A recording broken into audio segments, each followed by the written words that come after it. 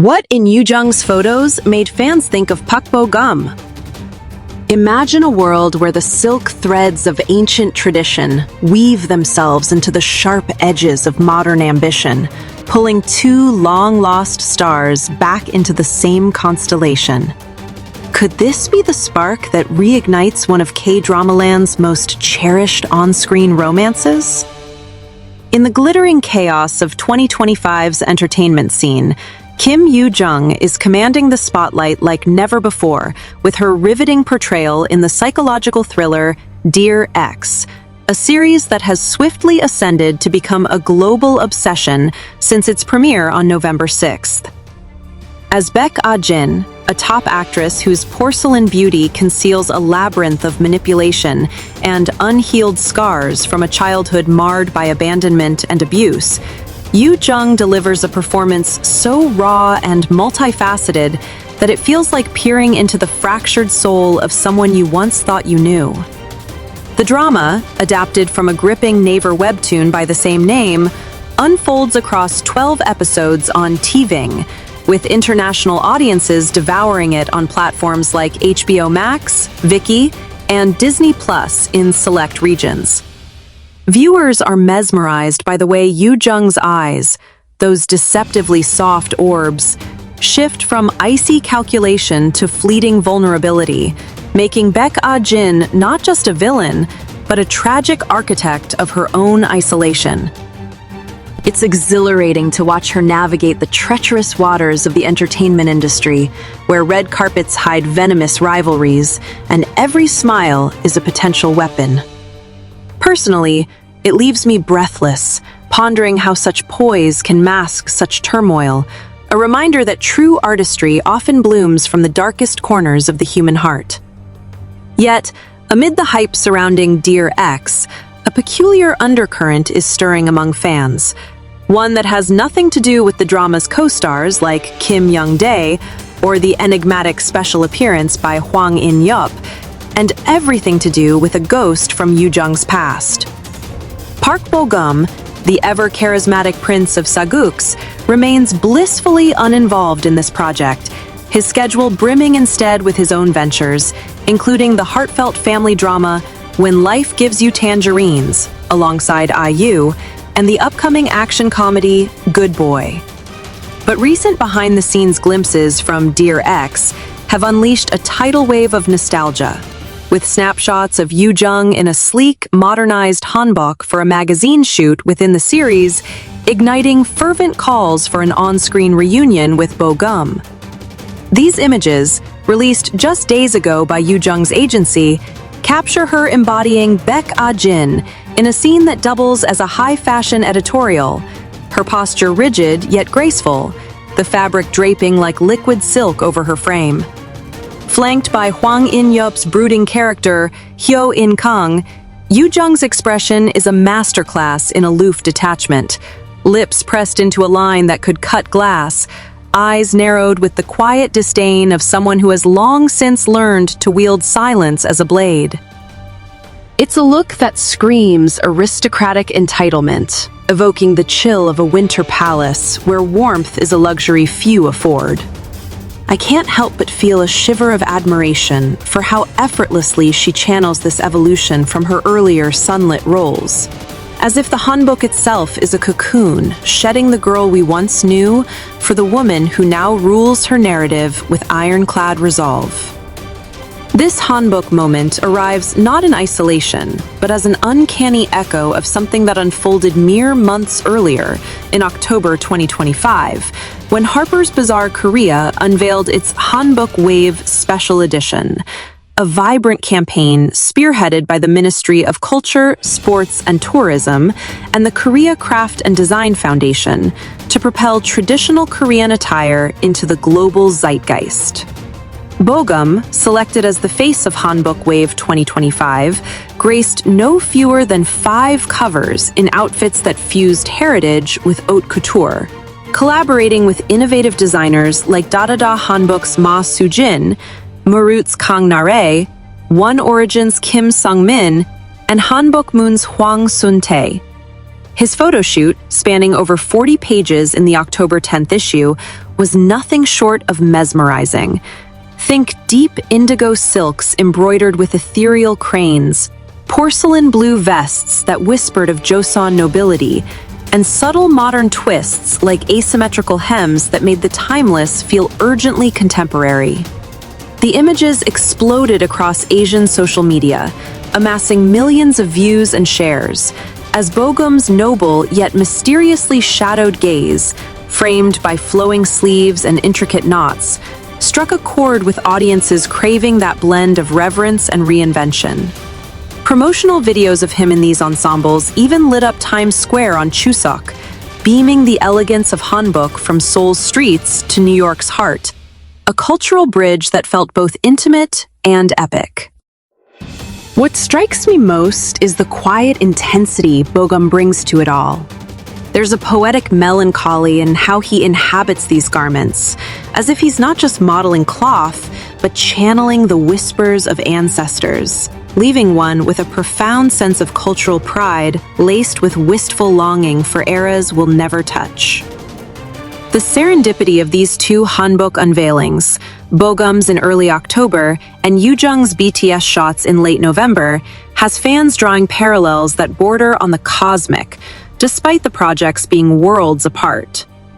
Both exude a strikingly similar aesthetic, cool-toned palettes of blues and whites evoking moonlit frost, silhouettes that elongate the form into something statuesque and severe, and an overarching vibe of refined detachment that feels like a shared secret language.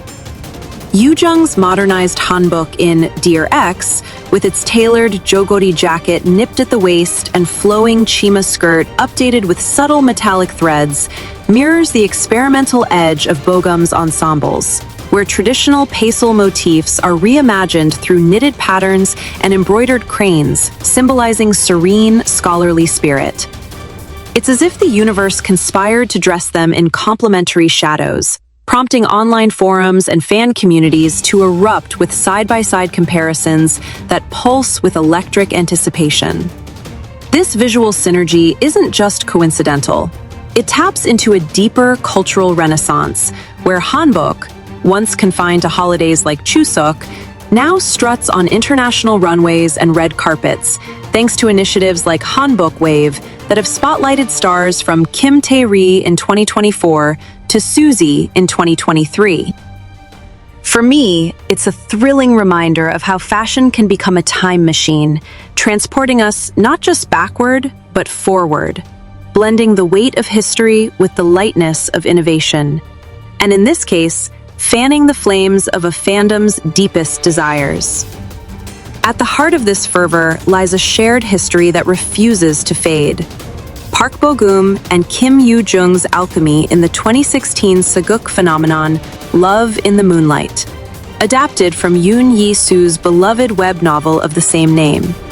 Aired on KBS2 from August to October that year, the series follows Crown Prince Lee Young, Bo-gum, a witty yet world-weary royal grappling with palace intrigues and personal losses, who unwittingly falls for Hong Ra-on, Yoo Jung, a disguised female eunuch moonlighting as a love advisor to the Joseon elite.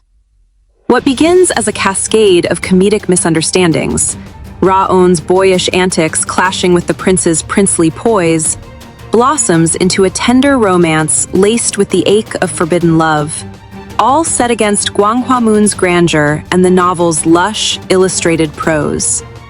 The drama's lighthearted plot, peppered with humorous escapades like secret midnight escapades and bungled disguises, contrasted beautifully with undercurrents of political scheming and emotional depth, making it a pan-Ain sensation that topped ratings charts and spawned endless memes. Bogum's Lee Young evolved from a playful rebel, dancing in dragon robes to viral pop anthems and teasers, to a monarch forged in quiet strength. His chemistry with Yoo Jung's spirited Ra-on, so palpable it felt like stolen breaths between lines. I remember binging it in one feverish weekend, heart swelling at their banter's effortless joy, only to ache at the separations. It was fluffy escapism wrapped in historical heft, proving that sometimes the sweetest stories hide the sharpest lessons on love's fragility. That explosive on-screen rapport wasn't manufactured. It was the byproduct of two young talents, both in their early 20s, discovering their strides amid the pressure of a breakout lead. Bogum, fresh off Reply 1988's Nation's Little Brother moniker, infused Lee Young with a boyish charm that masked profound loneliness. His piano interludes and OST contribution, My Person, which charted at number 3 on Gaon, adding layers of vulnerability. Yoo Jung, already a veteran from child roles in hits like Dong Yi, brought Laon to life with a tomboyish glee that softened into poignant grace, her ability to toggle between genders a testament to her chameleon-like range. Their scenes, whether fencing in moon-drenched gardens or sharing stolen glances amid courtly chaos, crackled with an innocence that felt revolutionary, turning a web novel's whimsy into a cultural touchstone. Off-screen, the magic lingered. The cast's camaraderie shone in making-of specials like the 70-minute 150 Days of Traveling in the Moonlight, where bloopers revealed endless laughter, and director Kim Sung-yoon's vision for a pretty, charming, but sad romance. It's this authenticity that hits me every rewatch, the way their youth mirrored the characters, leaving a legacy not just of views, but of genuine connection. A rare gem in an industry often criticized for its ephemerality. Fast forward nearly a decade, and that bond has only deepened, evolving from set siblings to lifelong confidants who weave in and out of each other's orbits like threads in a grander tapestry.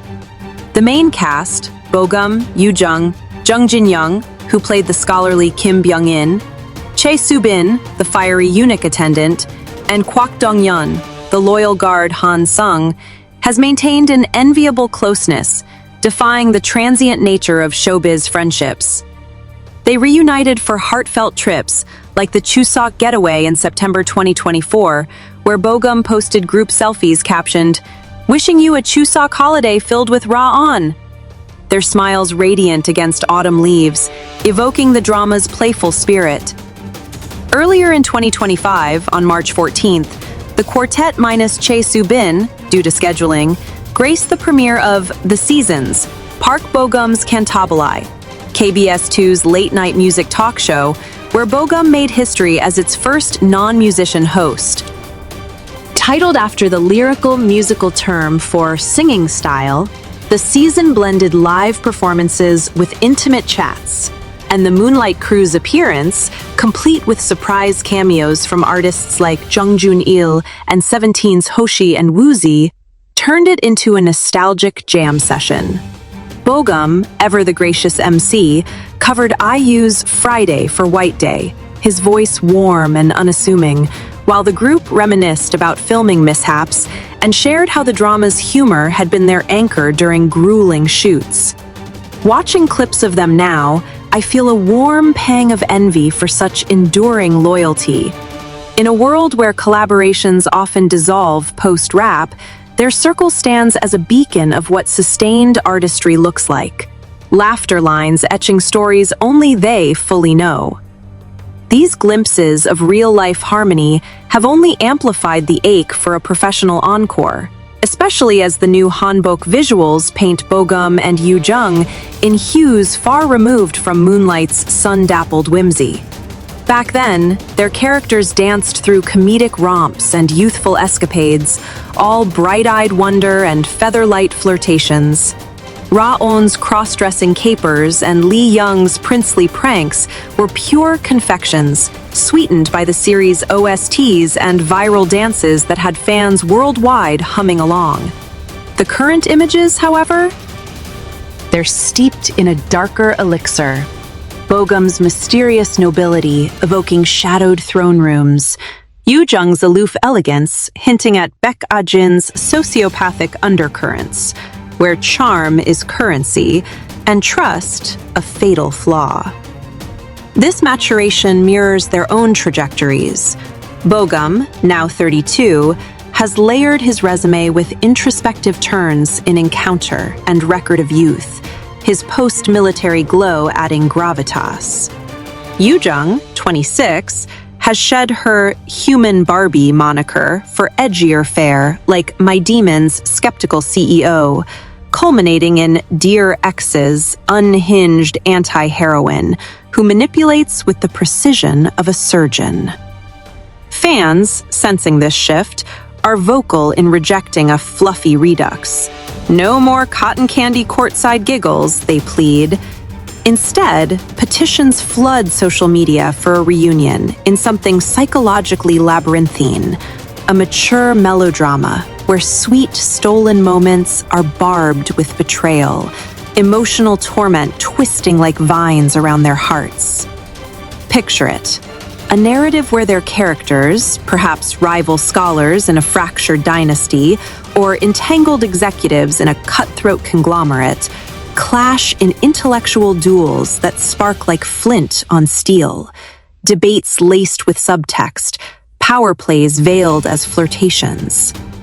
Fans envision arcs brimming with inner turmoil, one haunted by a betrayal that echoes Baek Ah-jin's scars, the other burdened by a crown-like responsibility akin to Lee Young's, their alliance forged in fire, only to fracture under the weight of unspoken fears.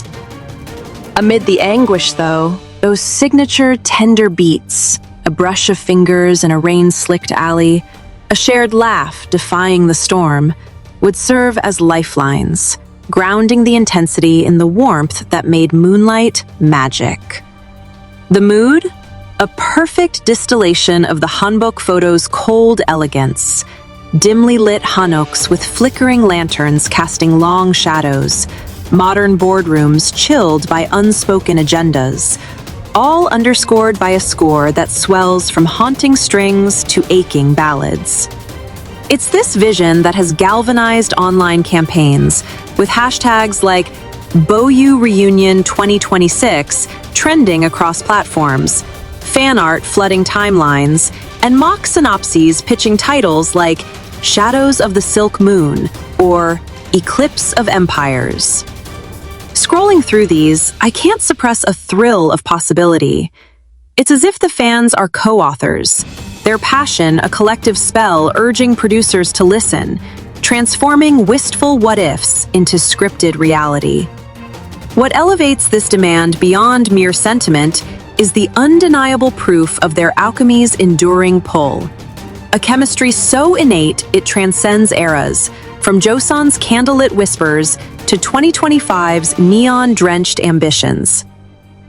Love in the Moonlight wasn't just a hit, it was a blueprint for youth romances that balanced levity with longing.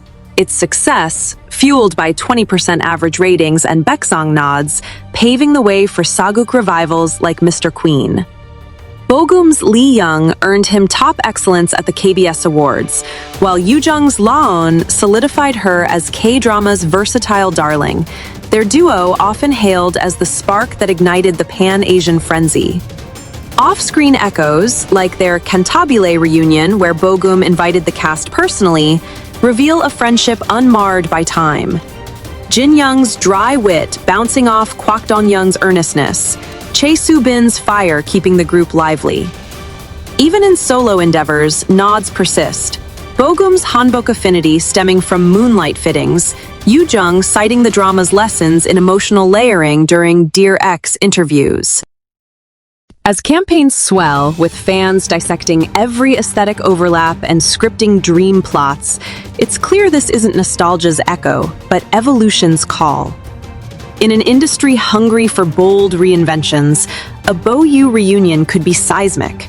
Imagine the press tours, the OST duets, the way their matured presences would honor the past while claiming the future. It's intoxicating to contemplate, this bridge between who they were and who they've become, a testament to how some stories, like fine hanbok silk, only grow more luminous with age. And as December's chill settles, one can't shake the feeling that somewhere, in a writer's room or a director's dream, the threads are already aligning, ready to drape two stars in a tale as captivating as the first.